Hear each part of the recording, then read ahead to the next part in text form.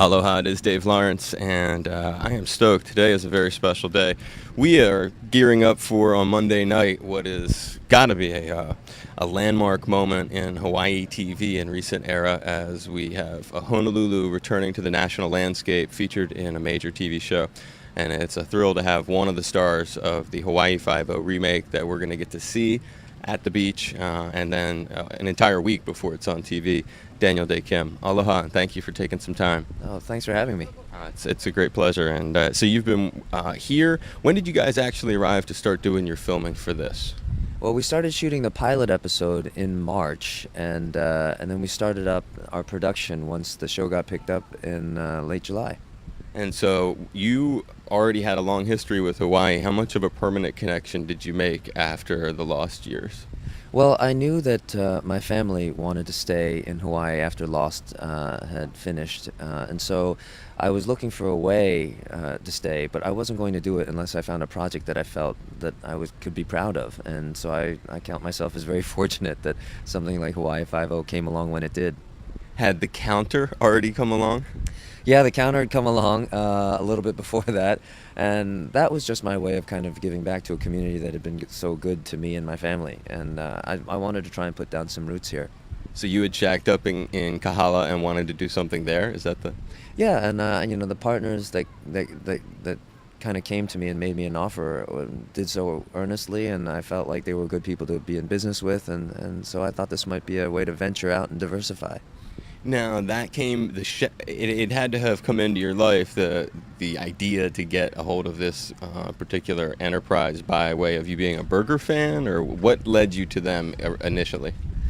Well, I would say that as I said, the people that are involved are people that I like, and that means a great deal to me. And I also like the idea that this was a family restaurant, not someplace that was going to be really upscale and particularly trendy. It was going to be someplace where grown-ups could come and have a beer and just relax, but also bring their family. And a burger is comfort food, right? Okay, yeah, no, it is. So it wasn't like your own personal, so it didn't come from like this huge burger background. It was more cool people were involved, and it was a good business enterprise that would get you, a role here. Yeah, and I thought that the kind of restaurant it was appealed to me. That as I said, it wasn't something that was really expensive. It was some place where people could just feel comfortable and kind of call a regular place to hang out. We're so fortunate that you chose to do it here in the islands, and your plans, I understand, are for, and you'll tell us, for a more than just what you've got. What's the long-term vision? It's hard to say, but there is the option for us to expand onto other islands if we'd like, but we're just taking that one day at a time. It's incredible for you to have been able to make that connection. Oddly enough, your transformation to Hawaii, I have roots that are similar to yours. My mom went to Bryn Mawr too. Oh my gosh, wow, that's a blast from the past. That's actually where I got my degree in acting, my independent studies degree. That's from Bryn Mawr College. Big impact. It's a special school, no doubt. It is. It's pretty unique, and it really helped shape me into the person I am today. Oh, that's awesome. Yeah, she was stoked when I said I was going to be speaking with you. So the show, it's happening now. You've already been we're here at the Hilton Hawaiian Village.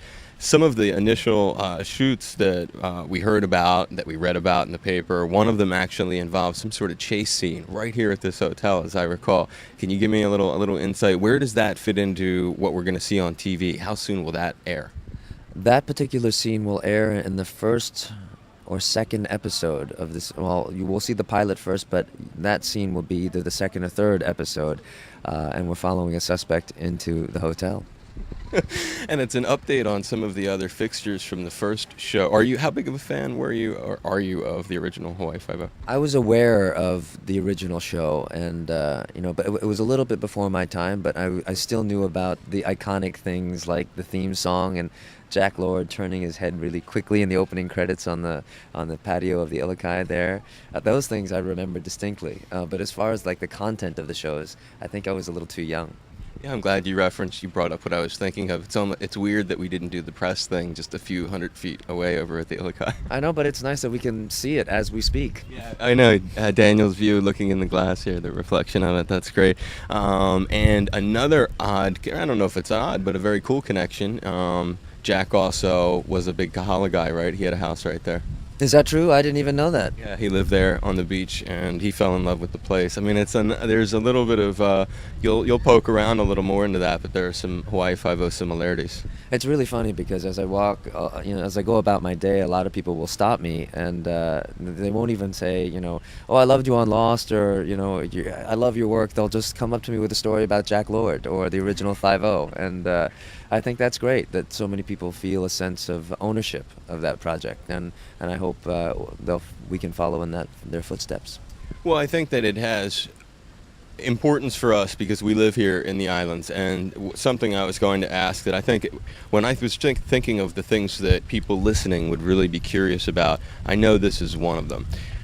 I look at Honolulu as this vibrant, modern, cosmopolitan city in the Pacific, huge bunch of skyscrapers. What a great location you and I are at, because since I've lived here, they built all this Ala Moana stuff up, and it's all these gorgeous glass structures, and it's mixed with the Polynesian tropical feel. How will it be portrayed in Hawaii Five-O? How do you see Honolulu being seen by the rest of the country? Well, I think that most people will be surprised by what they see when we show Hawaii and Honolulu specifically. I think there are certain postcard stereotypical images of where we live that people expect, like beaches and, dancing girls and things like that. But, Honolulu has a lot more to offer than just that. And I'm looking forward to kind of expanding people's notions of what Hawaii really is. Are there any of the cultural realisms? I know people are concerned when it comes to language, whether Pidgin is going to be. Is Pidgin going to be a big part of the show? Yeah, we're making a concerted effort to include local actors in every episode. There is Pidgin being spoken, there are Hawaiian words being spoken in every episode, and every episode title is actually written in Hawaiian.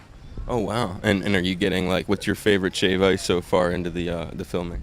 Well, we actually, my favorite shave ice personally, well, everyone knows about Matsumoto's and, Wyola, and there are a bunch of places now that I'm kind of finding as my kids kind of establish their own taste. But the flavor combo, bro. Oh, the flavor combo. I thought you were asking me to give shout-outs. That's cool. I got a double answer. No, I'm a sucker for coconut or haupia and vanilla. I'm not hardcore with the crazy flavors, but I also like lychee as well. Are you having an influence on the show because of your, I don't want to call it local expertise, but in a way it's sort of like you're an expert witness on that? Yeah, I don't know if it's an influence so much as it is a dialogue, and when there is something that's, when there's something that can be enhanced by a little more authenticity, I'll chime in, and a lot of times they'll say, well, that's a great idea. I think that's a win-win. So you do have those opportunities. Are there ever times that you're saying, bro, it wouldn't really happen like that in Hawaii? Well, we just shot a scene yesterday when we were talking about someone taking off their flip-flops, and I thought, that's not what we call them here, and so I asked them to reshoot the scene, and I called them slippers, and so we have both versions, and we'll see which they go with. I like that. So you're definitely influencing, and as we wrap this up, when you think of because that cultural sensitivity is, I'm sure you're already well aware that people are curious about that angle of how the show is going to portray us. When you think of this versus the only other show that's really portraying Hawaii on major TV right now, Dog the Bounty Hunter, how will this compare? Wow, it's hard to know how it'll compare. I haven't really watched many episodes of Dog the Bounty Hunter. What I will say though is, I know that this show is important to the people of Hawaii, and so it's important to me to make it authentic and to make it respectful of the people and the place that I call home. I think it's great that they've got you as an asset on the show. Just having that local, handprint, if you will. You own your place in Kahala here, right? You're here to stay. Yeah, as far as in the foreseeable future, I'm here to stay. Awesome. Well, I appreciate it. Thank you so much for being willing to take a few minutes for us. My pleasure.